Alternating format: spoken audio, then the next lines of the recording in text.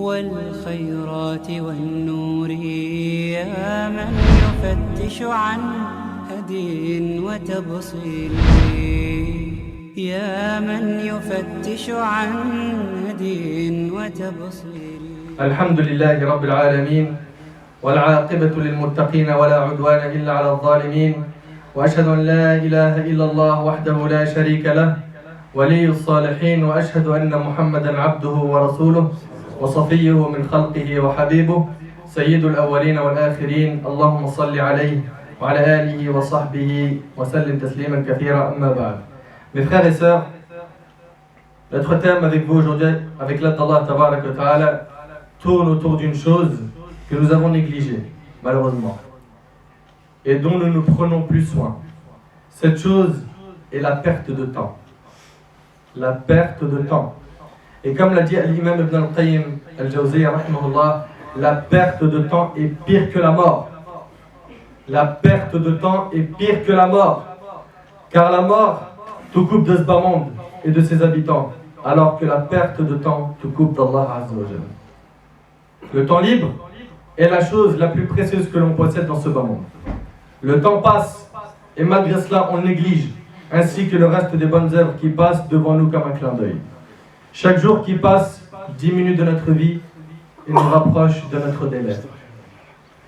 Chers frères et sœurs, toi qui passes tes journées et tout ton temps à courir derrière cet éphémère bas monde et ses passions, ô toi qui es heureux que ce temps passe rapidement et soit terminé, ne sais-tu pas que chaque minute et même chaque instant qui passe diminue ta vie et te rapproche de l'au-delà? As-tu oublié cela? Mes frères et sœurs, prenez ces paroles de ma part, car elles proviennent d'un cœur qui vous aime en Allah subhanahu wa ta'ala, et Allah en est témoin. Et Allah subhanahu wa ta'ala sait que je veux pour vous le bonheur, la réussite et la victoire dans ce bas monde et dans l'au-delà. Mais bien aimés en Allah, j'ai observé la vie de ceux qui étaient avant nous et j'ai trouvé qu'ils étaient exceptionnels. C'étaient les gens qui connaissaient le mieux la valeur du temps et qui faisaient le plus attention à ce que aucun jour ne passe sans qu'il ne leur rajoute une science profitable ou de bonnes œuvres. Ils pleuraient le temps qui s'est écoulé, ainsi que leur jeunesse, alors que notre état aujourd'hui est déploré. Wala hawla wala quwwata illa billah. Qu'Allah tabaraka ta'ala change notre état en mieux. Allah Azza wa Jalla dit: je n'ai créé les djinns et les hommes que pour qu'ils m'adorent. Et ça ne veut pas dire qu'on doit occuper tout notre temps à la prière ou au jeûne, sans aucune interruption, ni pause. Mais cela veut dire qu'à aucun moment, ni dans aucune situation, tu ne sors de l'obéissance de ton Seigneur Jalla wa Ala.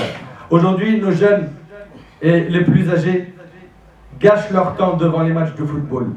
Pendant des heures, il ne se contente pas de regarder le match. Il a regardé le match, il attend les commentaires, après il va voir sur internet ce qui est dit, après il appelle ses amis et des heures pour un seul match, subhanallah.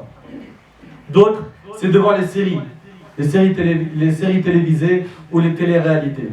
Et des heures, ils sont là à commenter la vie d'autrui. Au lieu de s'occuper de leur propre vie, ils ne font que de penser à la vie d'autrui. Masakin. D'autres, c'est les pièces de théâtre, les caméras cachées. D'autres, c'est les films, les clips de musique. D'autres, ils perdent leur temps devant les jeux vidéo. D'autres, c'est au cinéma. D'autres, dans les cafés ou encore dans les chichas à jouer aux échecs, aux cartes. D'autres encore passent leur journée au téléphone à médire, mentir, etc. Et parmi les femmes, sans généraliser, et parmi les femmes, certaines passent leur temps à la cuisine et d'autres parmi elles restent devant leur miroir plus que le nécessaire. Ils passent un temps fou devant les miroirs à se maquiller et malheureusement, il arrive beaucoup qu'elles ne font même pas cela pour leur mari. Certaines personnes perdent leur temps dans la rue, d'autres dans les marchés, d'autres dans les centres commerciaux. Subhanallah, qu'est-ce que ça fait mal au cœur d'entendre des jeunes dire: venez aujourd'hui, on va galérer dans un supermarché, dans un centre commercial. On va passer notre journée aujourd'hui aux Champs-Élysées à rien faire. On tient les murs, on regarde les passants, on voit si on peut draguer ou rigoler un petit peu. Et ils restent dans la rue, subhanallah, aucun objectif. Mais quelle est donc cette jeunesse? Est-ce que de cette manière, on est en train de copier sur nos ancêtres, les compagnons radiyallahu anhum? Alors ils perdent leur temps dans les centres commerciaux, ils sont dans les rues.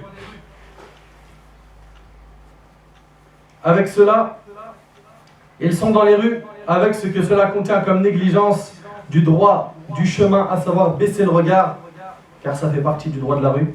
Mais malheureusement, beaucoup de gens ne baissent plus le regard aujourd'hui face au sexe opposé. Rendre le salam, et aussi t'en trouves beaucoup parmi eux qui gênent les autres sans parler des insultes et des autres choses qu'Allah a interdit. Et si tu les questionnes sur les raisons de leur agissement, tu leur dis, mais pourquoi est-ce que vous passez votre temps de cette manière? Pourquoi est-ce que tu, comme tu le dis là, tu galères? Pourquoi est-ce que toute la journée, tu es devant ton PC, sur Facebook, sur le net, les emails, tu surfes, ou tu es dans la rue, ou tu es devant la télé, ou devant le café? Pourquoi? Pourquoi est-ce que tu es en bas de l'immeuble? Pourquoi tu perds ce temps?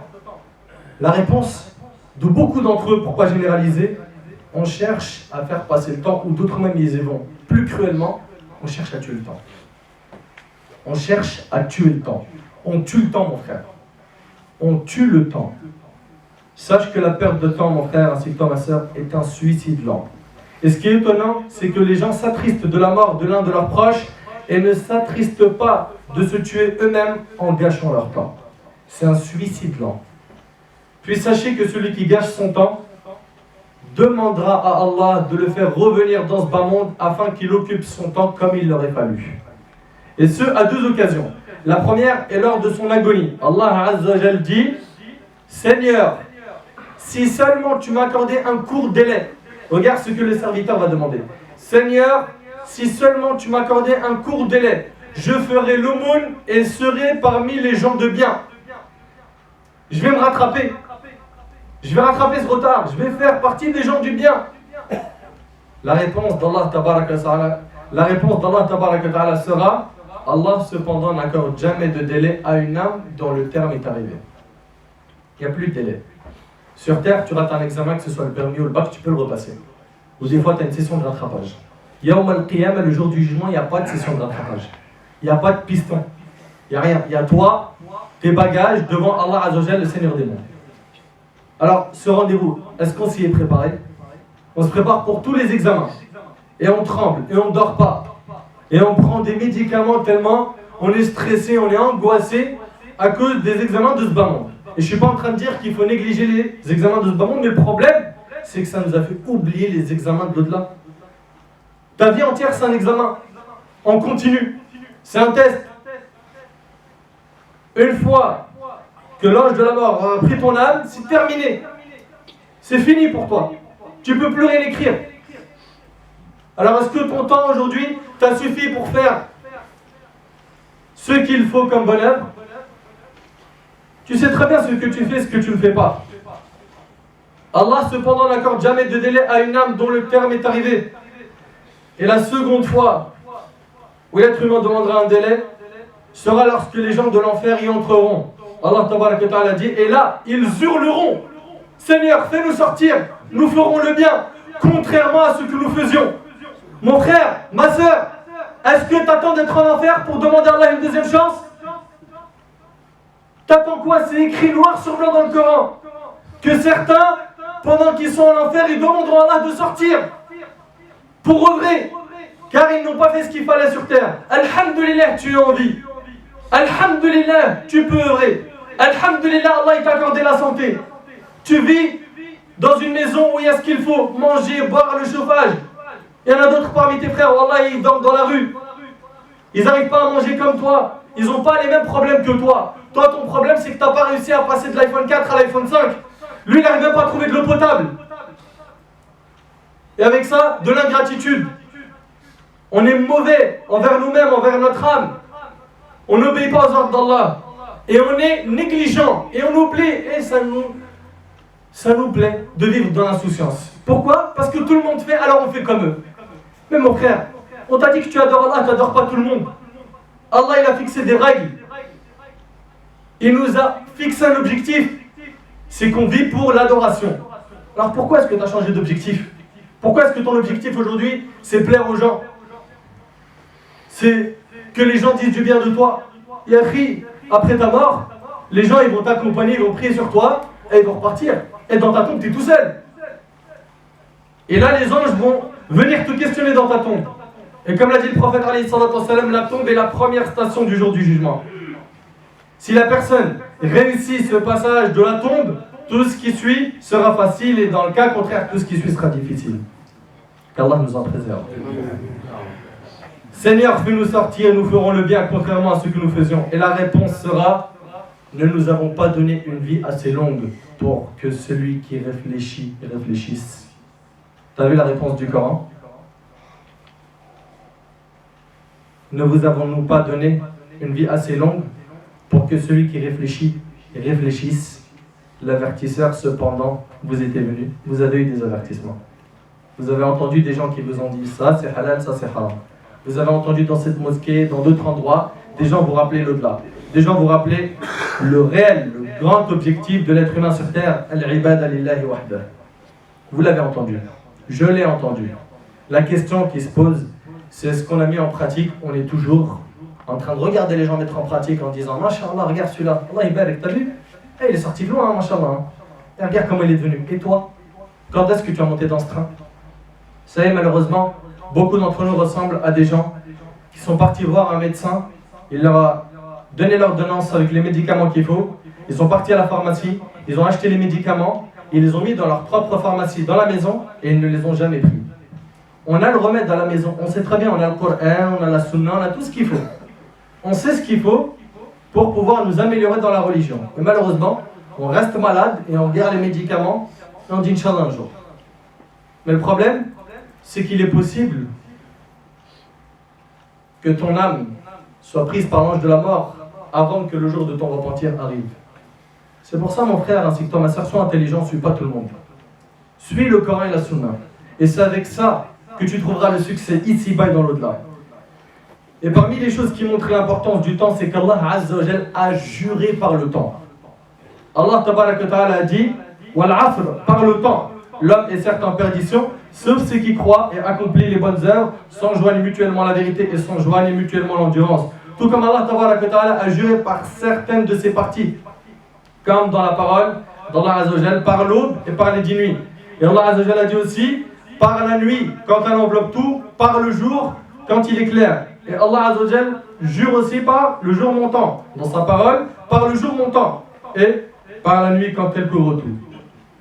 Ne te préoccupe pas de toutes les choses que désigne ce serment, et contente-toi du fait qu'il prouve l'importance de ces moments, et sache qu'Allah Azza wa Jal ne jure pas une chose que pour montrer son importance.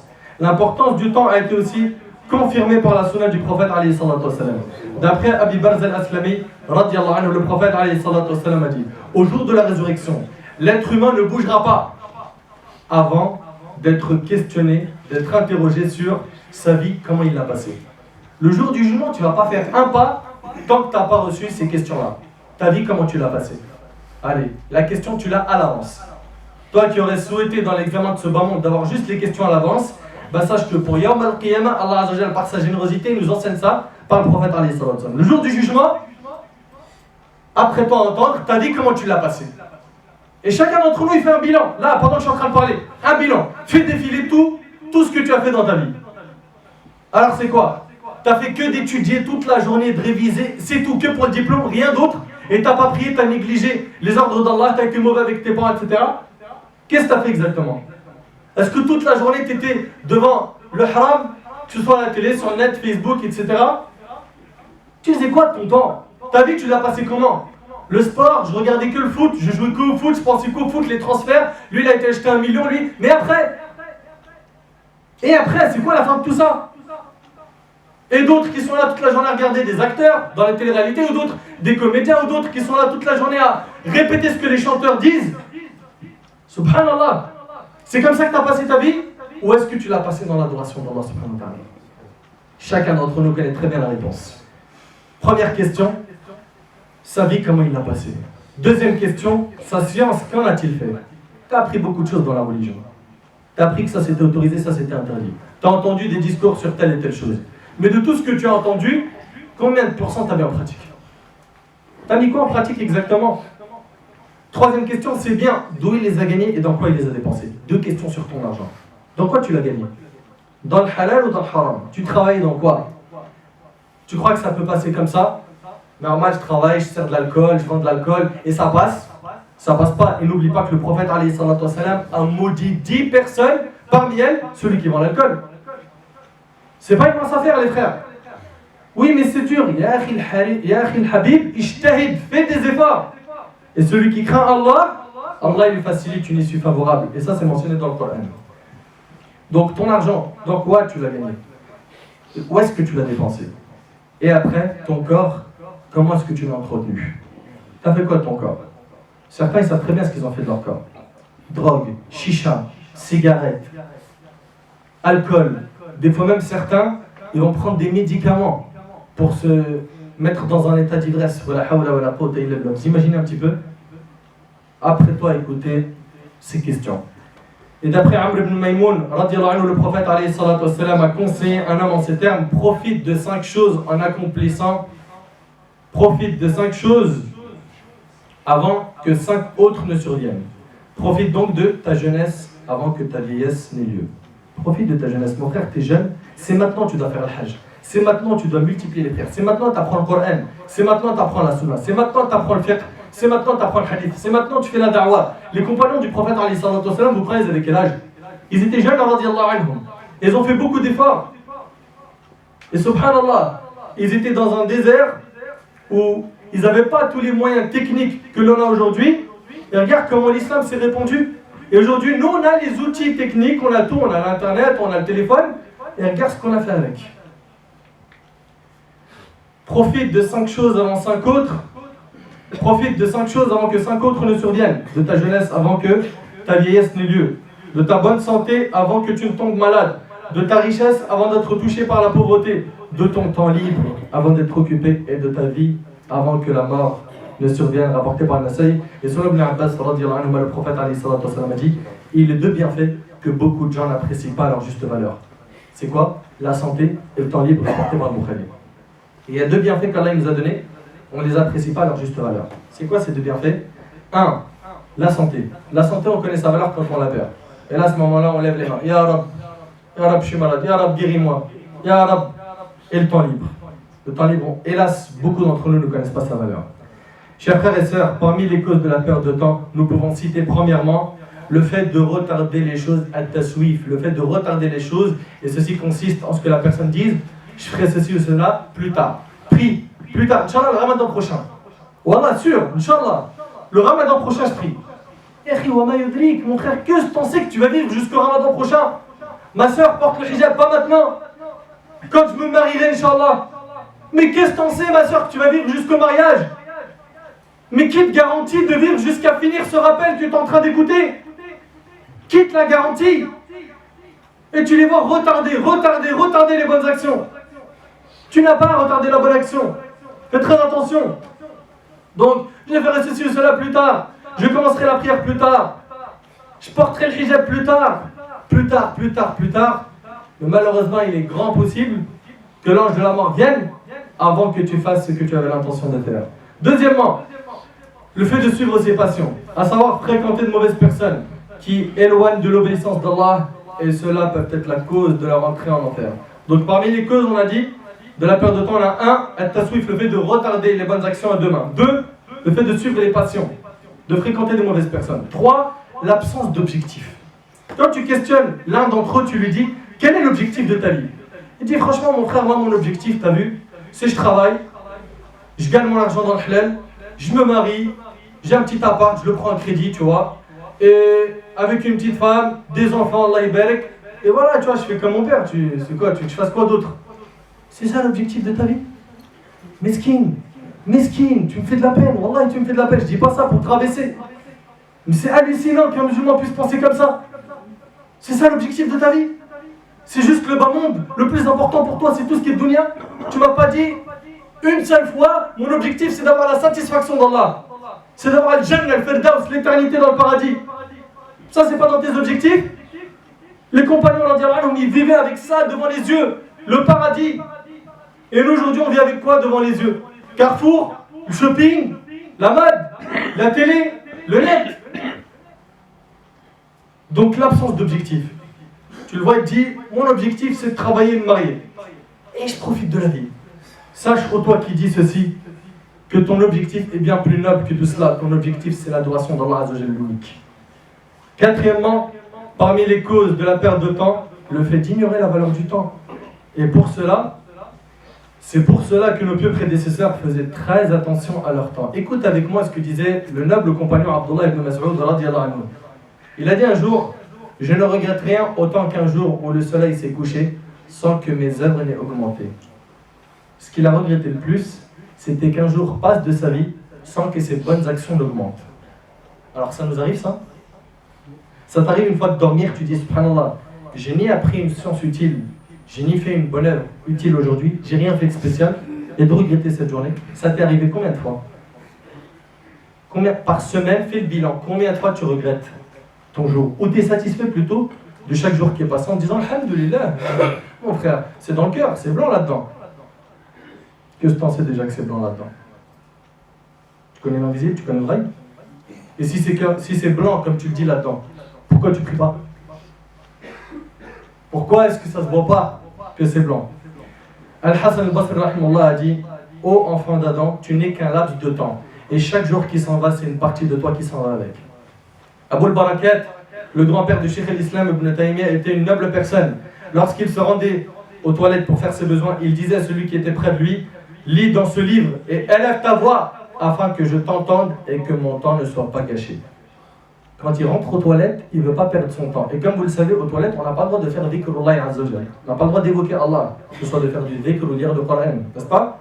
Et bien quand il rentre dedans, il dit à une personne qui est près de lui: prends ce livre de science et lis à voix haute à côté de la porte pour qu'au moins mes oreilles profitent. Il n'y a pas de temps libre. Il n'y a pas. Mon frère, tu es en train de faire le ménage à la maison, d'accord? Tu es en train de ranger ta chambre, tu es en train de plier tes vêtements, mets un dars, écoute un rappel, écoute du Coran, fais du dhikr, tu vas à l'école, tu vas au travail, tu n'as pas de temps libre. Toi, tu n'as pas de temps libre, tu n'en as pas. Pendant tes allers-retours, quand tu vas à l'école ou au travail ou à la mosquée ou n'importe où, tu es dans ton véhicule, tu es dans le métro, ta langue elle bouge. Tu fais du tasbih, tu fais du tahlil, takbir, subhanallah, alhamdulillah, Allahu akbar, la ilaha illallah, as-salatu ala nabi alayhi salatu wassalam, al-istighfar, etc. C'est comme ça qu'est le croyant. Il profite de chaque seconde. Parce que tu ne sais pas quelle est l'heure qui va te faire rentrer au paradis. Tu ne sais pas. Tu ne sais pas avec quoi tu vas rentrer au paradis. Donc tout le temps, tu es en train d'adorer ton Seigneur Azza wa Jal. Donc ça c'était Abu al-Barakat. L'imam Ubayd ibn Ya'ish, qui était le chef de l'imam al-Bukhari et de l'imam Muslim, il dit: durant 30 années, je n'ai pas mangé de mes propres mains. La nuit, c'était ma sœur qui me faisait manger pendant que j'écrivais des hadiths. 30 ans, il n'a pas touché la nourriture avec sa main, parce qu'il était occupé à écrire la science du hadith. Et regarde ce qu'ils ont laissé derrière eux. Des sciences utiles et profitables, des grands élèves comme l'imam al-Bukhari et Muslim. Et nous, qu'est-ce qu'on a laissé? Qu'est-ce qu'on a laissé? Mohammed ibn Abi Hatim, le scribe de l'imam al-Bukhari, a dit: je suis resté un temps avec al-Bukhari. Vous connaissez tous l'imam al-Bukhari. Et une fois, je me suis rendu chez lui et j'y ai dormi. Et j'ai compté le nombre de fois où il s'était levé la nuit et j'ai vu qu'il s'était levé plus de 20 fois. Et après, Habib, subhanallah, quelqu'un, il va dormir. D'accord? Vous savez tous mieux que moi que c'est un moment qu'on attend impatiemment. On aime dormir. C'est vrai, c'est pas vrai. Il y en a même, subhanallah, quand il ne travaille pas, il peut dormir jusqu'à, pendant Ramadan, des fois il y en a, il dort jusqu'à 18h. Il se réveille, il dit: subhanallah, il reste 3 heures. Bon, on va essayer de s'accrocher. Hein. Subhanallah, t'as rien vu de Ramadan et tu dis: on va s'accrocher. S'accrocher de quoi? Donc, on aime dormir. Et ben l'imam al-Bukhari, rahimahullah, il dort. Il se rappelle d'un hadith qu'il devait écrire, il se réveille. Il se rappelle d'une leçon ou d'une parole profitable qu'il aurait pu écrire, il se réveille plus de 20 fois par nuit. Mais combien de temps il dormait dans sa nuit? Combien de temps? Il était soucieux, il n'avait pas le même souci que nous. Il avait un autre souci. Et regarde, combien de siècles après, l'imam al-Bukhari, on en parle encore sur le minbar. On en parle partout. L'imam Ahmad, rahimahullah, l'imam des gens de la sunna et du consensus, disait: je resterai avec l'encrier jusqu'à la tombe. Ma'al mahbara, hatta al-maqbara. Je continuerai à écrire jusqu'à ma tombe. Et il ne s'est marié qu'à l'âge de 40 ans afin de consacrer son temps à la recherche de la science. Cheikh al-Islam Ibn Taymiyyah, son élève Ibn al-Qayyim, disait à son sujet qu'il écrivait en une nuit ce que les copistes écrivaient en une semaine. Et voici ce qu'a dit Ibn al-Jawzi, il dit: j'ai vu que la majorité des gens enterraient le temps de manière étonnante. Lorsque la nuit s'allonge, c'est avec des discussions futiles ou des lectures de poésie, d'amour et de nuit blanche. Et si le jour s'allonge, alors c'est avec le sommeil, alors qu'aux extrémités de la journée, ils sont en train de se promener dans les marchés. Fin de citation. Que penserez-vous que dirait Ibn Jawzi s'il voyait comment beaucoup de musulmans gâchent leur temps à notre époque, où les distractions se sont multipliées, où les gens ne donnent plus de valeur à leur temps? Et quand tu lui dis, t'as du temps, il te dit oui. T'as du temps libre? T'as appris le Coran? Non, parce que je connais pas l'arabe. T'as appris l'arabe? Non, c'est trop dur pour moi. Mais mon frère, il y a des gens qui embrassent l'islam, des reconvertis, en un an ils savent lire l'arabe, en un an ils savent lire le Coran. Et toi, ton père et ta mère, ils sont musulmans de naissance, t'es musulman de naissance, jusqu'à maintenant tu sais pas lire l'arabe. Pourquoi est-ce que tu culpabilises pas? Pourquoi est-ce que tu ressens pas que tu as des manquements? Pourquoi est-ce que tu es mal à l'aise quand tu vois des gens avoir des grosses voitures, des gros scooters, des véhicules, etc. et tu n'es pas mal à l'aise quand tu vois des gens de ton âge ou plus petits qui connaissent beaucoup plus que toi dans la religion? Pourquoi? Pourquoi tu culpabilises pas? Pourquoi tu ne regrettes pas? Pourquoi? Tu as du temps libre? Tu visites les malades? Tu visites les membres de ta famille? Tu fais le bien? Est-ce que tu as essayé au moins une fois d'aider une association humanitaire à servir des repas chauds aux pauvres? Qu'est-ce que tu fais comme chose bonne? Tu fais quoi? Tu apprends quoi? Tu adores Allah Azzawajal par quoi exactement? Et après tu me dis tu as du temps libre? Remplis ton temps libre dès maintenant. Toi qui es jeune et profite. Et toi qui es âgé, profite aussi, car tu ne sais pas quand est-ce que l'ange de la mort va venir. En conclusion, nous devons occuper notre temps par ce qui est profitable. Et c'est pour cela que nous devons impérativement organiser notre temps, nous éloigner des mauvaises fréquentations, dormir peu, comme nous devons aussi connaître les histoires de nos ancêtres les pieux prédécesseurs, ainsi que la valeur du temps, connaître quel est notre objectif dans la vie et savoir que la mort viendra à l'improviste sans nous prévenir. Le véritable gagnant est celui qui profite de son temps et qui est attentif à faire prévaloir ce qui est profitable auprès de son Seigneur, alors que le malheureux est celui dont les jours qui passent ne lui ajoutent que de l'éloignement de son Seigneur. Celui-là est un malheureux.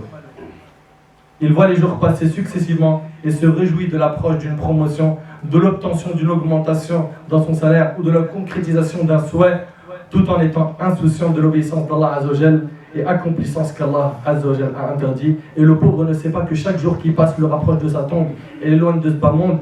Il n'y a rien de mieux pour le musulman que de profiter de son temps et de le remplir par le bien et les œuvres pieuses, de donner à chacun son droit et de faire attention à son capital qui est le fait d'accomplir les obligations et de s'éloigner des interdits. Et sache mon frère ainsi que toi ma soeur, que si tu veux utiliser ton temps, dans ce qui est utile, juste place l'intention et la volonté, fais les causes, Allah subhanahu wa ta'ala remplira ce temps dans ce qui est utile. Sache-le avec certitude.